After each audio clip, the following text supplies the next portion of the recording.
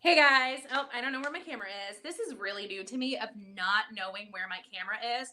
There are times when I'm like over here and I'm like, oh, I need to come over here. And then I move further. It happens. Okay. So welcome to my classroom. As you can see, I have my little whiteboard here, and then I have my naughty note to my students. Because it was an oversight. I don't know what we want to call it, but apparently, once you start a Google link, or I'm sorry, a Google Meet link, that link is live for the rest of your life. So kids can just jump on in to that Google Meet, regardless of you being there or not, as the teacher, and can just be in the room. They can share their screens and play Fortnite. They can share their screens and play music videos. They can have a lot of innocent fun, and I have not caught them yet, but they can also have a lot of innocent, or not innocent fun. And so, what I do with my day is I set up my tripod with my iPad here, and I am in that Google Meet, and I have this cute little note that says students should not be in a Google Meet without a teacher. My office hours begin at 1. Um, and I kind of like hang out around the house when I don't have to be directly in front of a camera, in front of a computer, like in front of kids, because I can do anything from an iPad or a MacBook or a phone or whatever. And so like earlier I started hearing noises coming from upstairs, and I was like, oh my God, I gotta come upstairs. Because there were kids in the chat room, and as soon as like my face pops up, they're like, "Oh my God, Mr. He is here!" And they all scamper away. But then I talked to a couple of them, and a lot of our kids, they just want interaction with someone that's not their family. God love them. I get it. I'm gonna go park my car in a church parking lot later this evening to get interaction with people that aren't my family. Doesn't mean I don't love them. Doesn't mean anything. So we're on day 3 here of my makeshift classroom. My mom loves that I'm doing this, by the way. I don't know if you can see this, but I got like a whole um I got a whole thing going on. You can't see my desk over here. It's a hot mess, but it is what it is. We're on day 3, and we're learning lessons, as I'm sure most of you are learning lessons. And last week, MK and I were talking after my video that, like what we're going to see this week is kind of this divide of who we are, outwardly to everyone else, and then who we are inwardly, and how those two things can be very different. And it's only a problem when we're forced to deal with it. And MK and I were just talking about like how we gosh, man. I can't even remember what we're talking about because I had this planned in my head, and I don't want to mess up what she and I were talking about because it could go really the wrong way. So I'm gonna like talk about this for me specifically. And so in the Japanese culture, there is hone, and I literally tatamaya, tatamaya, Tatamaya. tatamaya. So the hone is your true feelings and your true desires that a lot of times you don't put forward. And then this tatamaya are these behaviors and opinions that we display in public.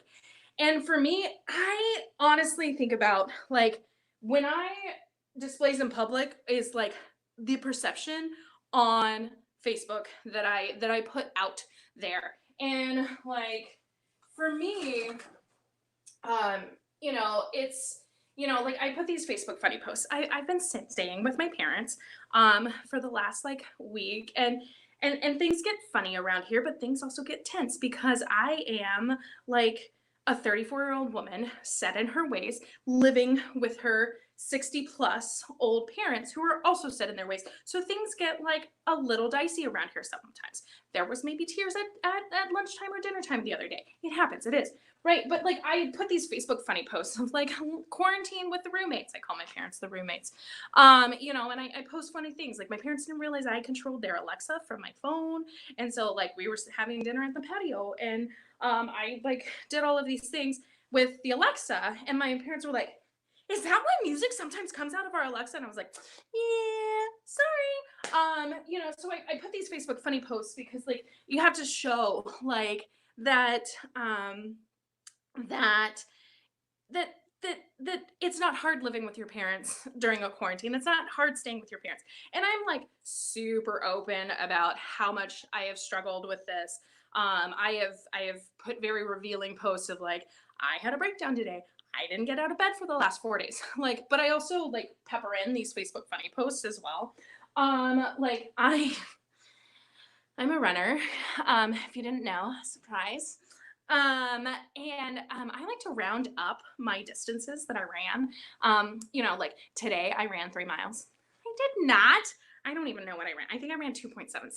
It doesn't matter, right? But like I am a sponsored athlete. But like I have to show to to everyone else that like, oh well, 3 miles is something. 2.72. Why couldn't she finish the last 2.8 or 0.28? Well, because my route ended and I did an out and a back, and that's where it was. And I show pictures of my classroom. Like I love my little like makeshift classroom here. And it's great and it's wonderful. And like these are all of these like, and even this board, like I don't know if you can see, like my handwriting's really pretty. It's colorful. I have corresponding notes, post-it notes that go with the title of everything. I picked the wrong color for my Hone because I don't have that color, so I have to use pink, but whatever, it's still like colorful and pretty. And so like this is everything that I do. And there's a note because I learned about this parasite singles thing, which is people who live with their parents and to enjoy a more carefree life. And it's used like negatively towards single women. Well, parasite single. So I just wrote that note up there for me because I thought it was funny. Again, that tatamai, that like, oh, I think it's funny that like, to be a parasite single, right? But then there's like this whole other Honai side, these true feelings and these true desires, and they're oftentimes opposite, right? So like my true feelings and my true desires, I'm not gonna put them up here because they don't matter. Like what matters though is when we're forced to deal with this, right? It matters when we're forced to deal with the distance between those things. When we're looking on Facebook, when we're talking to our friends, when we're looking at all of these things when it comes to distance learning and you're like, that's not what I'm doing. Well, shit. That's not what it looks like at my house.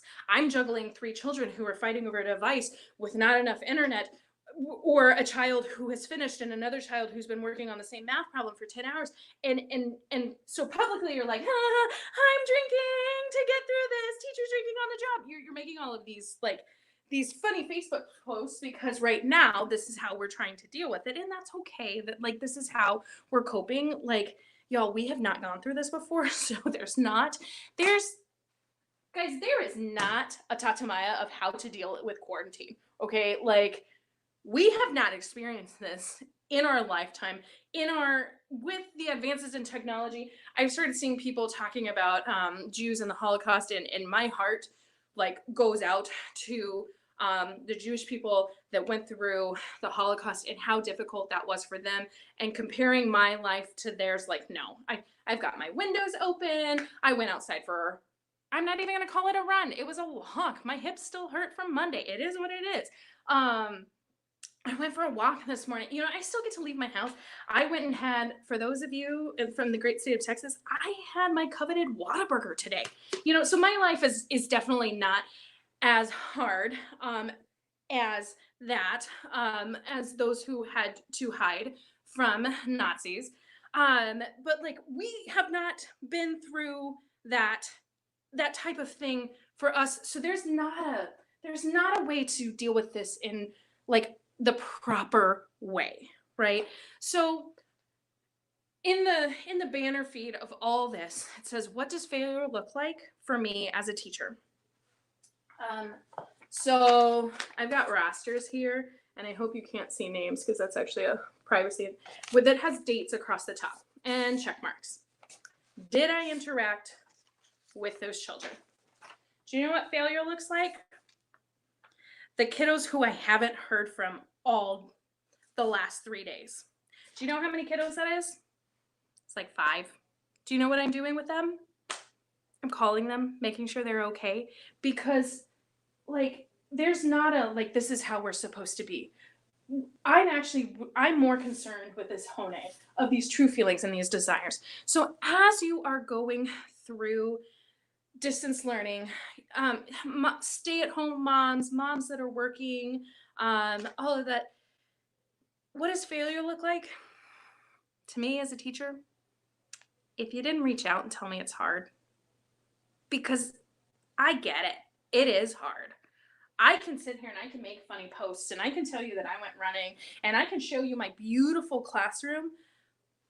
But the reality is, like, that's this is what we put in public. We don't actually show our hone here. Okay? And these things are true, these things are valid, these things are okay. And as a teacher, I'm asking you to reach out um, to your kids' teachers and say, we're trying, but it's not working right now. And we're going to say, okay, thanks for letting me know. We know it's hard because it's hard for us.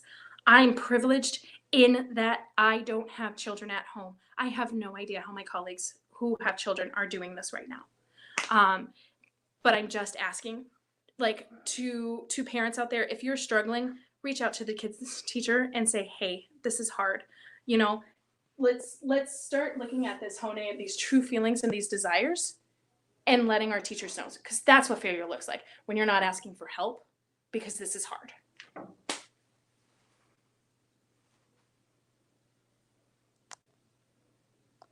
I can't hear you.